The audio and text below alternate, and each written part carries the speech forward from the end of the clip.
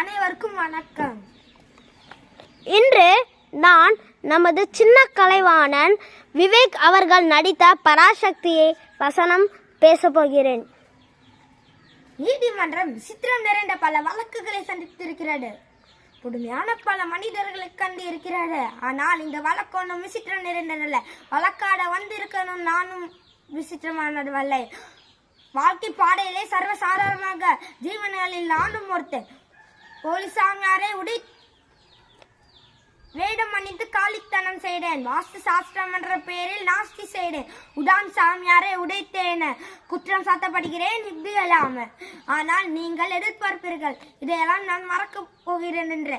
இல்லை, நிச்சயமாக இல்லை. சாமியார் வேடம் போட்டேன். ஏன் சாமியார்கள் கூடாதென்றால் இல்லை. போலீஸ் சாமியார்களை மாமியார் வீட்டுக்கு அனுப்பும் புத்தி மக்களுக்கு வர வேண்டும் என்று உடான் சாமியாரை உடைத்தேன்.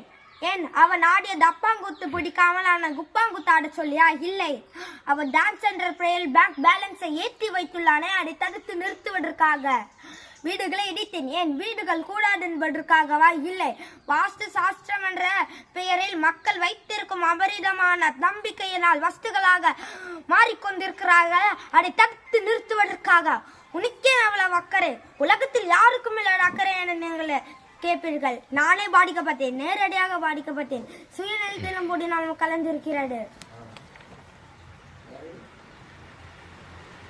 ஆகாரத்திற்காக தெருக்குப்பையை விற்று தெருவை சுத்தப்படுத்துகிறார்களே அனாதை சிறுவர்கள், அவர்களை போல என்னை குற்றவாளி என்கிறீர்களே. இந்த குற்றவாளி என பிளாஷ்பேக்கை சற்று ரிவன் செய்து பார்த்தால் அவன் கடந்து வந்துள்ள ஃபோர்ஜரி எத்தனை, சீட்டிங் எத்தனை, ஃப்ராட் எத்தனை என்று கணக்கு பார்க்க இயலும். நான் பாய் கடையில் பாயாய் சாப்பிட்டதில்லை, ஆனால் ஆயா கடையில் சாயாய் கொடுத்திருக்கிறேன். நான் பஞ்சு மெத்தையில் புரண்டதில்லை, ஆனால் பார்க்கு பெஞ்சில் உருண்டிருக்கிறேன். கேளுங்கள் ஸ்டோரியை. தீர்ப்பெழுதிருக்கவும் தயவு செய்து கேளுங்கள். தமிழ்நாட்டில் இத்திருடத்தில் பிறந்தவன் நான். பிறக்க ஒரு ஊரு, பிளக்க ஒரு ஊரு.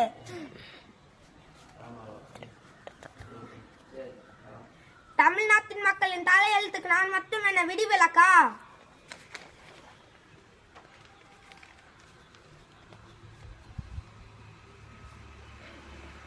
கொட்டாம்பட்டியில் பிறந்த நான் கோடை இருக்கும் சென்னைக்கு ஓடோடி வந்தேன். சென்னை என போடா பெண்ணு என்கிறது. பைசாக்களை நைசாக புடுங்கிக் கொண்டது.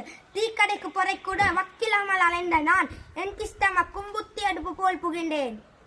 எல்லாம் இழந்த லாஸ் ஆன நான் லாஸ்டில் கேடி லிஸ்டிலும் சேர்ந்தேன்.